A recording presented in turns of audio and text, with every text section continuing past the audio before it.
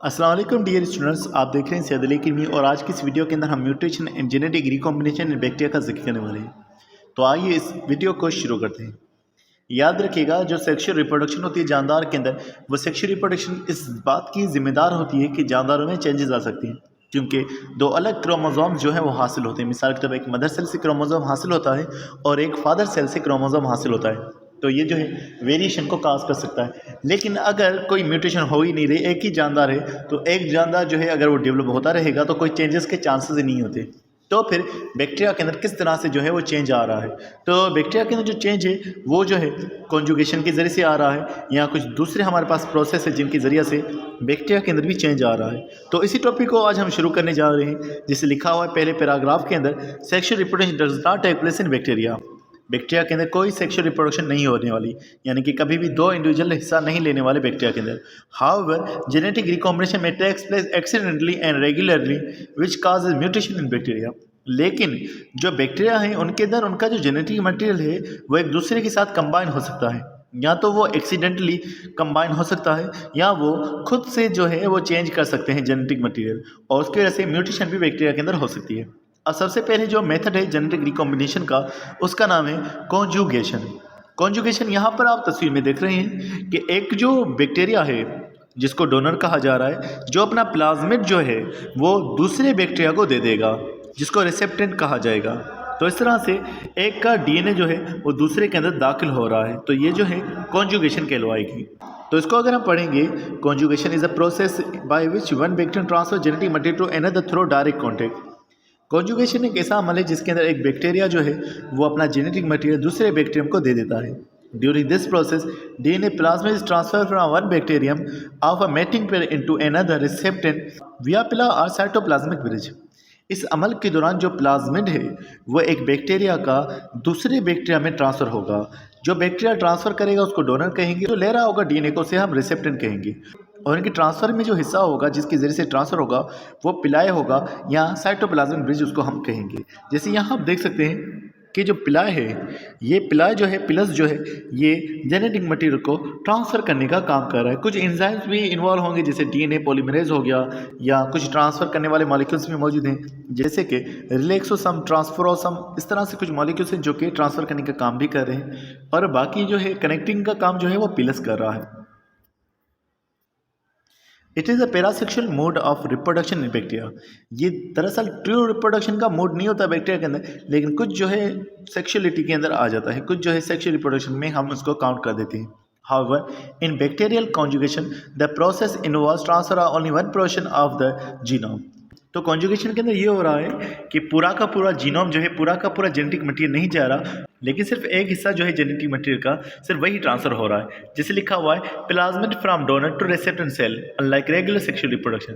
तो इसके अंदर सिर्फ क्या हो रहा है कि प्लाज्मिड जो डोनर का है वो रिसेप्टेंट सेल के अंदर जा रहा है, ना कि पूरा का पूरा जेनेटिक मटेरियल दोनों तरफ से आ रहा है। तो इस तरह से सेक्सुअल रिप्रोडक्शन में तो दोनों सेल्स जो है वो इन्वॉल्व होते हैं। यहाँ पर सिर्फ एक सेल जो है वो इन्वॉल्व है, एक जो है अपने मटेरियल को दे रहा है और दूसरा उसको रिसीव कर रहा है। दस genetic transfer in bacterial conjugation is unidirectional. तो जो बैक्टीरिया के अंदर जो जेनेटिक मटेरियल ट्रांसफर हो रहा है वो दोनों सेल से नहीं आ रहा, बल्कि वो सिर्फ एक सेल से आ रहा है, यानी कि वो यूनिडायरेक्शनल है। Followed by the separation of the cell, उसके बाद जो है सेल्स आपस में अलग अलग हो जाएंगे। And further changes in the organisation or the recombination of the combined genetic material within the recipient cell. और जब सेल जुदा हो जाएंगे तो जो रिसेप्टेंट सेल होगा उसके अंदर जो है, क्योंकि नया डीएनए हासिल हुआ है, तो उसके अंदर जो है चेंजेस हो जाएंगे। While new cell is not formed, therefore it is not completely considered as sexual mode of reproduction. क्योंकि इसके अंदर जो है नया सेल नहीं बन रहा, वही पुराना सेल जो है वो चेंज हो रहा है, तो इसीलिए हम इसको जो है ट्रू सेक्सुअल रिप्रोडक्शन काउंट नहीं कर रहे थे। इसीलिए हम इसको जो है पैरासेक्सुअलिटी काउंट कर रहे होते हैं, क्योंकि कुछ जो है ये सेक्सुअल रिप्रोडक्शन मिल रही है, क्योंकि दो ज़्यादा इन्वॉल्व ज़रूर हैं, लेकिन ट्रांसफर सिर्फ यूनिडायरेक्शनल है, यानी सिर्फ एक सेल से ट्रांसफ़र हो रहा है, और सेल जो है न्यू प्रोड्यूस नहीं हो रहा है, बल्कि वही सेल जो है मौजूद रह रहा है, जो कि हल्का सा चेंज हो रहा है जेनेटिक मटेरियल के हिसाब से। तो इस तरह से हमारे पास कॉन्जुगेशन का प्रोसेस अंजाम होता है। अब हम दूसरे प्रोसेस का जिक्र कर रहे हैं जिसका नाम है ट्रांसफॉर्मेशन। तो ट्रांसफॉर्मेशन के अंदर क्या होगा? In transformation a bacteria takes in DNA from its environment. तो ट्रांसफॉर्मेशन के अंदर ये होगा कि जो बैक्टीरिया है वो इन्वायरमेंट में से डीएनए लेगा। Often DNA that is been shared by other bacteria. आमतौर पर ये जो डीएनए लिया जाएगा ये किसी और बैक्टीरिया का डीएनए हो सकता है। इन अ लेबोरेटरी द डीएनए में बी इंट्रोड्यूस बाय साइंटिस्ट। तो लेबोरेटरी के अंदर जो डीएनए है वो कोई साइंटिस्ट भी इंसर्ट कर सकता है एक बैक्टीरिया के अंदर। If the DNA is in the form of circular DNA called plasmid, it can be copied in the receiving cell pass into the descendants. तो अगर सेल के अंदर जो डीएनए हासिल हुआ है वो प्लाज्मिड है यानी कि सर्कुलर डीएनए है, तो जब दोबारा सेल डिवाइड होगा यानी कि वो सेल जिसके अंदर डीएनए दाखिल हो चुका है वो डिवाइड होगा तो ये उसकी नस्लों में चलता रहेगा। यहाँ आप देख रहे हैं कि इस तस्वीर के अंदर जो है रेड कलर से जो है इन्होंने डीएनए को दाखिल किया हुआ है। ये डीएनए जो है बैक्टीरिया के अंदर दाखिल हो गया। अब जब दो सेल बनेंगे उनके अंदर भी यही सेल जो है वो दाखिल हो जाएगा। तो इस तरह से जो है ये बैक्टीरिया के अंदर जेनेटिक मटेरियल जो है वो ट्रांसफ़र हो रहा है, इसको हम ट्रांसफॉर्मेशन कह रहे हैं। दूसरा हमारे पास लास्ट प्रोसेस है जिसको ट्रांसडक्शन कहा जाएगा। A process in which genetic material is transferred by phase between two bacteria is called transduction.